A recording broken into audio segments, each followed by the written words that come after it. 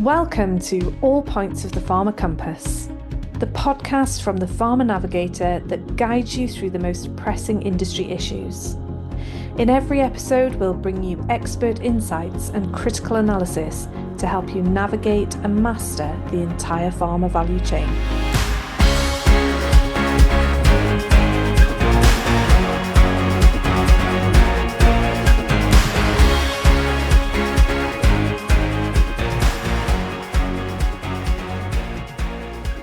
Hi everyone, and welcome to the latest episode of All Points of the Pharma Compass.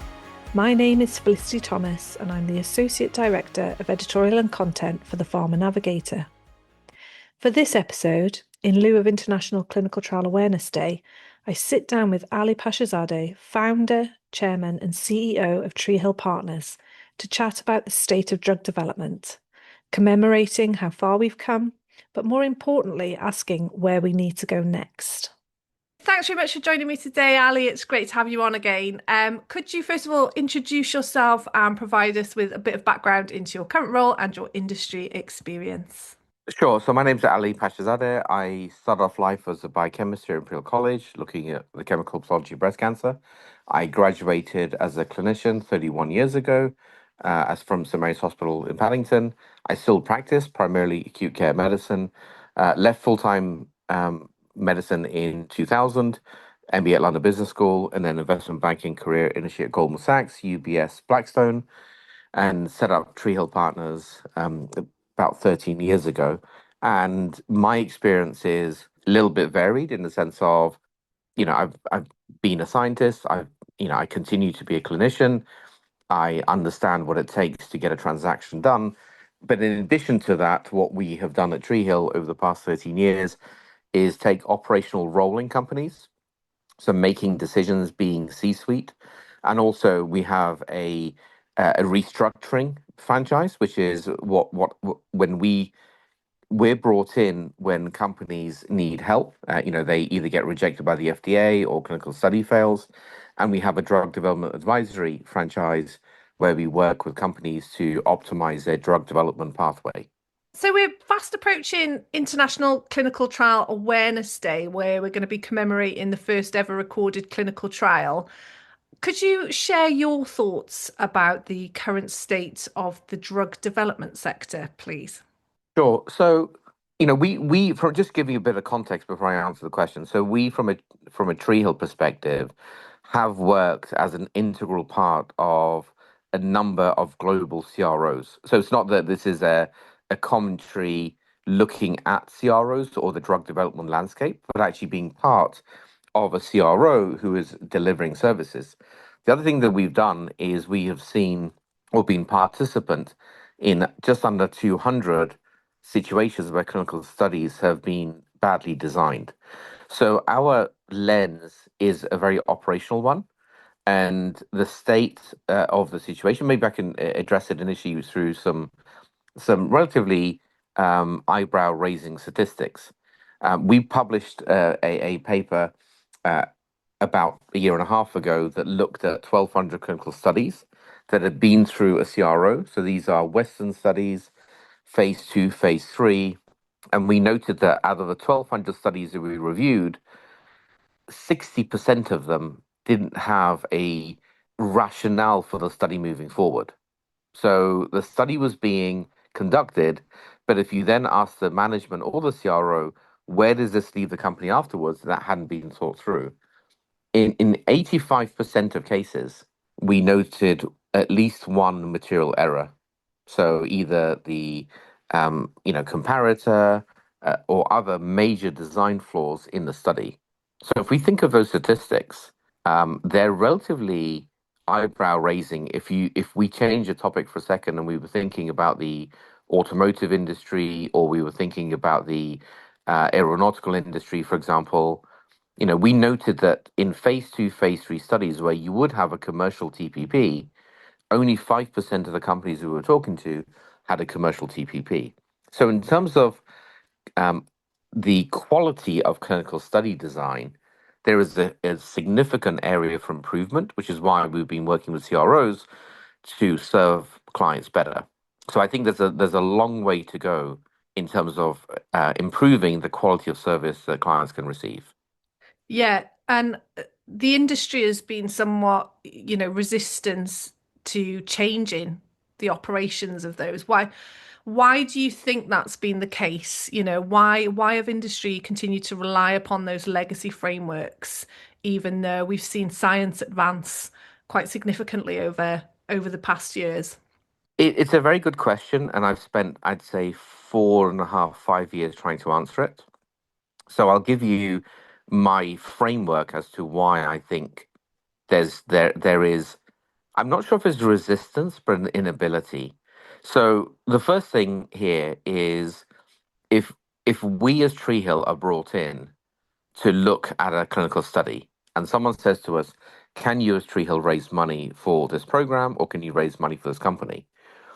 We have been C-suite, so we know what it's like to make tough decisions. We've been in front of the regulator. We have designed studies, and we have in-house scientific and medical team. So within that framework, we're providing advice based on having lived through most of these situations before. If we then take a financial element to it, a lot of our compensation at Treehill is success based. So if our information is wrong or we don't deliver, we don't get paid. If we then switch to the CRO framework, the CROs are huge in terms of size and huge in terms of human capital. They have all of that in-house capability there. So I'm not saying for a second that we at Treehill have more capabilities or not. The difference is when a client approaches a CRO, the expectation and the delivery are very different from each other. So a CRO is approached and is asked, "What do you think of this study design?" The CRO typically looks at it and says, "This is the most efficient way I can execute that study." What doesn't happen is a fundamental review of, is that the right study? Is that the right indication? If you do run that study, will it help you raise money going forward, or will it help you get to a transaction? And most of the people who are around the asset from a CRO side are not sector experts.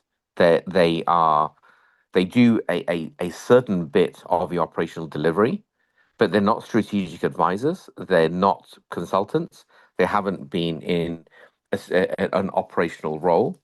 So if you then try to get that system to change, they haven't walked the walk. So how can they provide advice for the person who's asking them for the walk? The other thing which is interesting is the CRO industry has historically been backward facing. So what happens is that if you approach someone, let's say illustratively for breast cancer, they will look at all of the breast cancer studies that have been run previously and using what has is publicly available historically, that's how the next study is designed. So if we think of science and the fact it's forward facing and innovative, it's interesting that the study design and the reliance on data is historic. So there's a massive dislocation in terms of the studies that are designed that are going to be relevant going forward. And the other thing here, which is really the main killer for CROs, is the sales force are incentivized on a quarter by quarter basis. Mhm. So if you turn around to a client and say, "Let me spend a quarter in redesigning your study for you, and I can run a better study," you're not paid for that, and you're not incentivized to do that. I'm not saying there's any sort of malice or anything negative about it, but you're approaching an operational delivery company. You're not approaching them to get advice, and that's where the dislocation is. Companies will say, "I've approached the CROs. They're all excited about my study, and they're all pitching for it really hard. And this one is better qualified, and this one's cheaper." In that conversation, the question usually isn't asked, "Is this the right study?" And nobody volunteers it from the other side. The incentives are not aligned. Mhm. Yeah, sure. And in terms of that forward facing and that innovation, and let's look at the technology side of things for a moment. We've obviously seen various technological advances coming to the fore across many industries, including pharma to some degree. Let's say, artificial intelligence in particular, it's sort of being touted as that silver bullet for R&D. But is there a case that industry should be looking, more deeply at an operational redesign of the clinical trial process rather than relying on just layering new software over those old processes? And if you do agree with that, what do you think that operational redesign might look like? So we're already seeing a significant amount of input when it comes to the role of AI in drug discovery and in drug development, both on the originator side, as in the principal who's designing the drug or owns the drug, and also from the CRO side. Mhm. So we're already seeing automated study design, study protocol designs, automated IND creation, automated clinical study protocol drafting. We're seeing all of that at this point. Mhm. We're also seeing the the increased focus on reducing the number of site visits by um, by the CROs. So reducing the number of human capital, humans that actually go and visit the clinical trial sites. So we're already seeing all of that. Mhm. And all of that makes perfect sense if you're starting from a base where you were doing it very well to start off with, and now you are operationally optimizing it. So if I switch for a second, if we think of like the taxi industry, the taxi industry was you'd have to go and find a taxi, you'd have to find a taxi rank, you would have to then convince that taxi driver to do something. You had no feedback loop, you had no way of making sure they didn't take you around the houses, and so on and so forth. All of that was an incredibly poor system. Now, a lot of that has now been automated through, an Uber, a Lyft, et cetera, et cetera, et cetera. And in that context, all of that is operationally now being streamlined. Mhm. You can find the taxi can find you, you can communicate, you have a feedback loop, and the system will get better and better and better. Now, where that will get to in the next 5 years or so is you'll have an automated car that will turn up, that will take you to exactly the location you want to, and you don't really need any sort of humans anywhere in that food chain. We're seeing that in San Francisco at the moment. That will find its way to the rest of the world in the next 5 to 10 years. So that system was a system that kind of worked. It was very clunky. Here, we're seeing AI improve a system that, to my lens, needs a fundamental improvement Mhm. before you optimize it. So at the moment, I'm seeing an unfavorable situation being optimized Mhm. because that fundamental question is still not being answered, which is this the right study for you? Is this the right design for you? you know, is this what an investor should do? And that is, I think the AI isn't going to be touching anytime soon. Yeah. Do I think clients can benefit from it? Yes, they can, because at this point, we're seeing companies coming out of China that could do all of the up to human proof of concept for less than $1 million. So we're already seeing incredible levels of efficiency. Now, if you then ask them the question, was that the right indication? Was that the right study? That's not within their remit. Yeah. By the way, this isn't just picking on CROs. This isn't picking on the health industry. If we think about it from a legal perspective, when one goes to a lawyer and you say this is a dispute I've got, etc., how many times do we hear lawyers say you'll never win that, or there isn't enough data here? You always end up spending lots and lots of money, and then three-quarters of the way down the road, the lawyer says, "Well, you don't really have a case here." How many times have we seen that in history? Yeah. So if we look at from that perspective, we need to understand that there is a fundamental improvement on the level of service we need to provide and an alignment of incentives, and AI then layers on top of that. Yeah. And in terms of that, the failure of that kind of traditional model, are we seeing that have, you know, an effect on the novel modalities that are coming out, the cell and gene therapies? Because despite their promise, we haven't probably seen as much of a commercial success as we should have. To some extent, I'd say about 5% of it you could put it down to the system, and then 95% you need to put it down to the cell and gene therapy players themselves. Hmm. So what I mean with the 5% is when we're looking at novel indications where there is no roadmap, and I can make this personal to Treehill, we um, are heavily involved and provide operational management and own part of a cell and gene therapy company for which, for that indication, there is no design study, Hmm. there is no pathway for us to follow. So there's no pathway that's been ahead of us. There's not no data points to look at behind us. And on that one, we are essentially starting off with a blank piece of paper. So if we went to five CROs, I think we would have ended up with five very, very different study designs. So what we've done there is go to a panel of KOLs and people who are in that indication and ask them what they would do in terms of designing a study. So it's the onus is on us as a company to drive the bus and then find the right CRO who can then deliver operationally. So I only put about 5% of that down to the CROs. Okay. The cell and gene therapy companies, the issue there has been there's a big gap between something scientifically being interesting, clinically being relevant, and more importantly, being able to manufacture it. So I'd say 85% of the cell and gene therapy failures I've seen is because they just can't manufacture and they can't scale up in time. And I Hmm. think that is on the cell and gene therapy companies, not on the CROs. You mentioned about China earlier as well. Obviously, we're seeing, a lot of interest and some exciting things coming out of Asia, in particular. Should industry be asking questions of the Western drug development model, do you think? Is it becoming too cumbersome to compete with those emerging markets that seem to be able to move at a much higher velocity? So there's a couple of interesting points in what you've just said.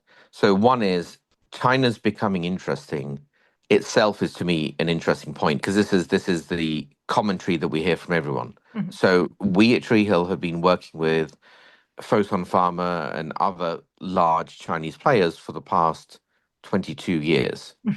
Um, so China has always been interesting. It's not new. The fact that it's new should itself sends a message because it has always been interesting, and a lot of the players that we were talking to 20 years ago were juniors who are now, kind of seniors in a much bigger company that we were talking to. So China's always been a very interesting market. Mhm. In terms of the molecules coming out of China, we do have a shift in terms of human capital. So we've got Chinese natives who are now Western trained and Western educated going back to China and essentially taking all of that knowledge and technology and experience back to China with them, which is what we always see as developing countries develop.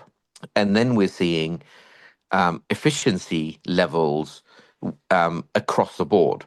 So can the Chinese players, can the Western players compete on a time perspective with the Chinese players? Absolutely. Mhm. Absolutely. The only rate limiting step is their own desire to do so. So it's not the Chinese are moving faster. Sorry, the Chinese are moving faster than Western players can move. The Western players are moving at their speed because there's been really no competition for the past, 2 to 3 decades. Now Mhm. that there is competition, we hear it all the time. I can get you to IND within 90 days. I can get you to IND within 90 days. Well, if you could do that in 90 days now, why haven't you done it for the past 2 decades? Mhm. So the emergence of competition has woken up a lot of people, and yes, they do have cumbersome systems, and sadly, what that does is delay drug development and increase the cost for drug developers. All of this is exciting, by the way. So I don't mean to come across as being negative Yeah. or in any way, shape, or form negative. It's very much like the automotive industry. When BYD can come up with a car at sub 20,000 Mhm. and it has a 400-mile range, then the Western companies, car companies, need to wake up.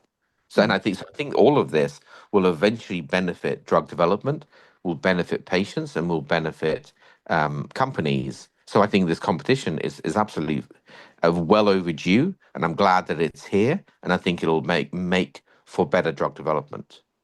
Yeah, we've recently seen, a deal be struck up between BMS and Hengry. So drawing on your experiences working with those Chinese firms, could you maybe talk a little bit about the importance of that license agreement between those companies? Yeah, so I'll answer as if you don't mind a parallel question first, and then I'll go to answering it. So during my career, I spent a lot of time working on innovative transactions, and some have worked, some haven't worked. It really is very difficult to tell from the outside in whether these, innovative structures or, one first of a kind will actually work until you're deeply embedded in the operational delivery of those companies. So it's very hard to tell from the outside in. One example that we worked on was the creation of Vive, where we put the HIV business of GSK and Pfizer together Mhm, and created the world's second largest HIV player. On that one, that took about a year to structure and has been incredibly good. It's mhm, been very, very beneficial for HIV patients. It's been very beneficial for the HIV industry mhm, and drug developers and so on and so forth. The Hengrui deal with BMS is interesting because what it does is an acknowledgement from two major players, and we need to keep in mind that the Hengrui has a market cap which is bigger than GSK's. mhm, Hengrui has, I think, 400 INDs they submit a year, so mhm, it's a massive machine. So you essentially have two large cap pharma acknowledging that you have respective strengths. So one being early stage development and discovery and that part of the engine, and the other one being a Western player that has a sales infrastructure and later stage of drug development, and combining forces in order to be able to leverage each other's synergies. On paper, it makes perfect sense. Now, in 5 years' time, we'll know whether that operationally worked, because we've seen these kind of things before. But for example, with AstraZeneca Medimmune, we've seen it with Roche Genentech. So we've seen some of those have worked, some of those haven't worked. So in this one, I think this is a very exciting deal, and mhm, I think is way underappreciated for the market because what it's doing is one, it's a level playing field between China and US now. So we're not looking at geographic origin as a proxy to quality. It is showing the reliance of BMS on Hengrui and the trust that Hengrui puts in the BMS part of the equation that when drugs are developed, it'll then move forward. Now, the success or failure of this will be how well that joint, that collaboration is overall managed. But for me, it's incredibly exciting. What it should do is it should raise eyebrows in the market because what it now does is make a lot of investors who are investing in China, they may or may not have a role. mhm. For CROs, it could be the chess, the kind of the checkmate move, where a lot of these companies and Hungary, providing services for Hungary will no longer be there. So I think what we're seeing is a seismic shift in what is required of the market to serve these companies. So a lot of people are going to find themselves checkmated out of the Chinese market. Yeah, and so then if like say companies just decide to kind of not look into their operational philosophies or anything, do you think that they might have already lost that race to the more sort of Eastern-based companies or those collaborations? Do you think that it's like imperative then that companies start to look and forge those relationships with Asian companies Yeah, or so it's quite interesting how people are addressing it. Mhm, So the first thing is to snigger and say I'm better quality. The next way to approach it is to find one or two people from that geography and say I have a China strategy. The other one that I'm seeing is forming some sort of collaboration to provide a plaster over, over a sore. mhm, If we take a step back for a second, the fact that it's China, US, Europe is completely irrelevant. mhm, The genetic origin or geographic origin is completely not relevant to the discussion. The question here is, the molecules don't have gender, they don't have religion, they don't have ethnic origin. Drug development, again, shouldn't have any sort of origin. So we're talking science, and then we're talking medicine, which is exactly the same thing everywhere in the world. Mhm. So all we're thinking about is a group of human beings who found a more efficient way of performing a task. Yeah. You don't have to go to China to improve your efficiency. You could do that sitting wherever you are. So I find it interesting that people kind of see that they now somehow need to have a China strategy. They need to somehow link with a Chinese company. You don't need to do that with China. We Mhm. know how well they do it. We know how fast they do it. We could do that. We could be in China, we could be in Japan, Korea, or sitting, anywhere in the West and or the Middle East or wherever we are, or in Africa, and we should be able to deliver to the same quality. Mhm. So it is really interesting when you listen to people communicate, because step one is to understand fundamentally how is that group able to do it so much faster. And once you learn that, then we're already seeing the CROs, and again, we're seeing them from the inside. We're seeing them have a lot more headwind in terms of winning mandates, and a lot of more headwind when it comes to pricing. Mhm. But if they address that fundamentally, sitting where they are, there's no reason why they can't compete with the Chinese players. Yeah, so irrespective of the geographies, though, the BMS Hengri deal, as you said, is very exciting. It demonstrates, maybe perhaps a new blueprint for the industry. And if so, what, say, like more companies, forge those license agreements, what can we expect the pharmaceutical landscape to look like in the coming future? So there aren't many of these blueprint deals that can happen. Yeah. So if we think back to the 05, 06 timeframe with Dan Vasella at Novartis, Mhm. where he moved into OTC, he moved into generics, he moved into ophthalmology. He as in part of a company that is, and did the Novartis Hexal deal, Novartis Aeon deal, and so on and so forth.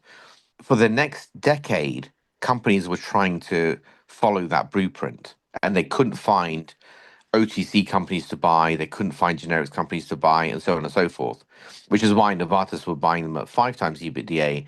And later on, when people were trying to follow them, were trying to get it at 15 times the EBITDA. So here, there aren't many of these deals you could do.